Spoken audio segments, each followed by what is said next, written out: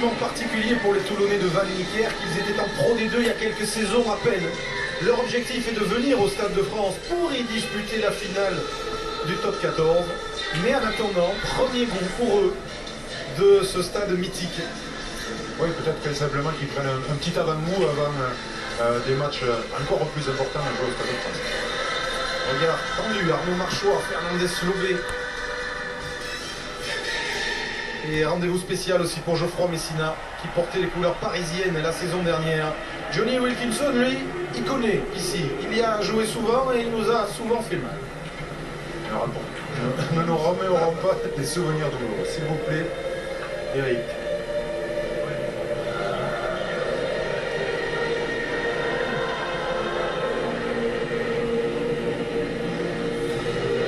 Ce sont les Girls du Moulin Rouge qui chauffent le public sur la pelouse en attendant la sortie des joueurs.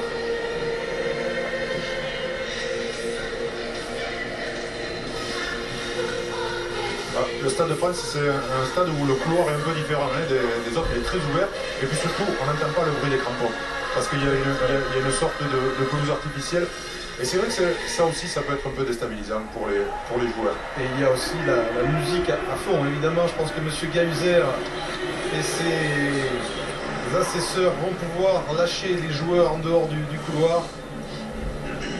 Il y a un timing millimétré réglé par Max Guazzini jusqu'à la dernière seconde avant le match. Et vous comprendrez aisément qu'il vaut mieux que ces dames quittent la pelouse avant d'y lâcher les joueurs. Alors l'arrivée du ballon. Ouais, ils sont gaillards, pas forcément super affûtés la première ligne là, Fabien. Alors le symbole, je vous ai parlé de l'hommage rendu à l'Argentine, bicentenaire de la Révolution argentine. Vous verrez là, magnifique iceberg de la Terre de Feu sans doute. Le fait de tirer un iceberg, ça les réchauffe apparemment. C'est le réchauffement de la planète, c'est une méthode extrêmement écologique. Et si les icebergs fondent, c'est pas forcément le cas effectivement de ceux qui les tireurs de la... On va saluer M. Guillard, tiens, qui fait son grand retour aujourd'hui sur le bord de la pelouse.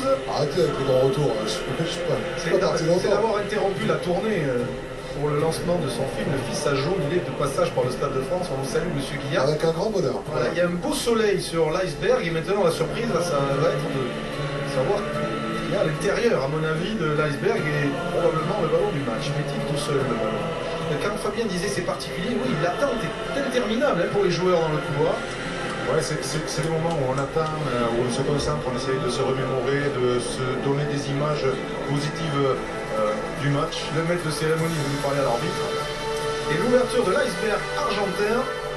Oups là, il y a du puma. Il n'y a pas que du puma, il y a du léopard aussi, du maillot léopard et une belle Amazone. Oui, très belle Amazone, mon cher Fabien, là c'est plutôt votre rayon. Non, je ne ferai pas de commentaires.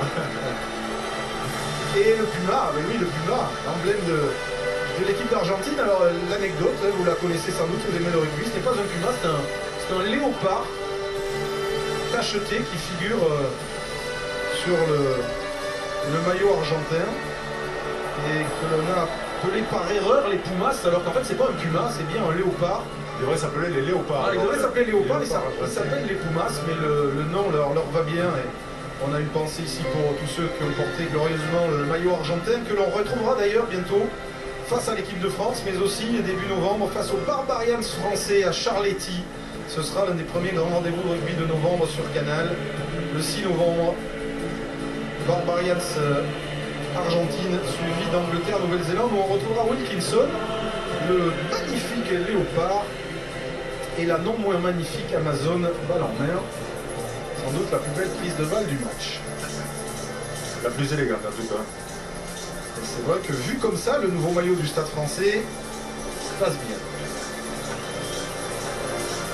Voilà, Laurent Dôme, notre réalisateur, se régale. On le salue. Et tu verras Fabien, parce que comme tu joues plus maintenant, que ça va tomber, tout ça, tu auras la même poitrine dans une dizaine d'années. Et voilà les deux équipes maintenant qui peuvent rentrer sur cette pelouse en croisant la belle demoiselle sans un regard, puisque ce qui compte c'est le sport, le match de résultat, le top 14, Stade français Toulon. Oh, il doit y avoir, il est bien rempli ce Stade de France, sans doute comme l'a annoncé Max Voisini, plus de 70 000 spectateurs, c'est un exploit par les temps qui courent. Et Giovanni Kerk, regardez la mimique du capitaine toulonnais, ils ne sont pas venus pour plaisanter les Toulonnais, c'est un gros test pour eux aussi, un gros test également pour ce Stade français. Qu'est-ce qu'ils ont dans le ventre ces Parisiens cette saison?